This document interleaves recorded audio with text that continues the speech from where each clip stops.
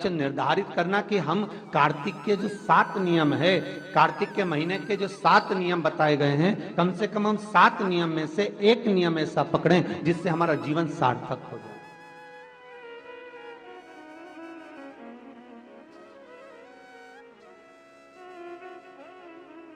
आप भले 7 नियम नहीं कर रहे कार्तिक के, भले एक नियम करो, पर वो नियम हमारा पूर्ण चलना चाहिए, उसकी नियम की पूर्णता पूर्ण होना चाहिए। आपको कहा था कार्तिक के 7 नियम हैं, उसमें पहला दीपदान, दूसरा तुलसी पूजन, तीसरा भूमि पर शयन, चौथा शरीर पर तेल नहीं लगाना, पांचवा सुंदर दलहन की चीजों का त्याग करना, और छठा ब्रह्मचार्य व्रत का पालन करना, और सातवां अपने जीवन में कार्तिक के महीने में चाहे वाणी का संयम हो, चाहे भोजन का संयम हो, चाहे शब्दों का संयम हो, चाहे दृष्टि का संयम हो, चाहे इंद्रियों का संयम हो, वो संयम रखें।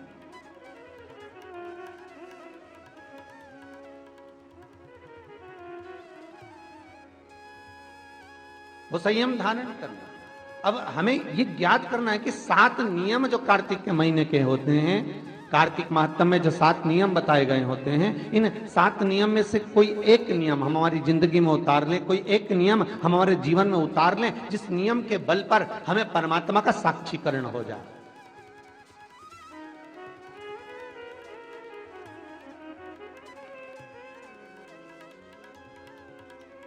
कोई एक नियम। अगर आप दीप दान कर रहे हो कार्तिक के महीने में, प्रतिदिन आपने 1 महीना तक दीप दान करा महाराज, तो ये भी आपका एक नियम है। 1 महीने तक आपने जो तुलसी में जल चढ़ाया, ये भी आपका नियम है। आपने अगर वाणी पर संयम रखा है, ये भी आपका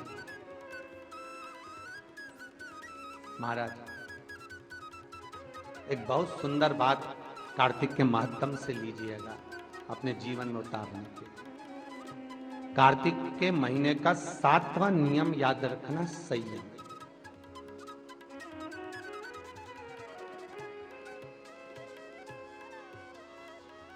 किस समय पर किस चीज का संयम होना चाहिए।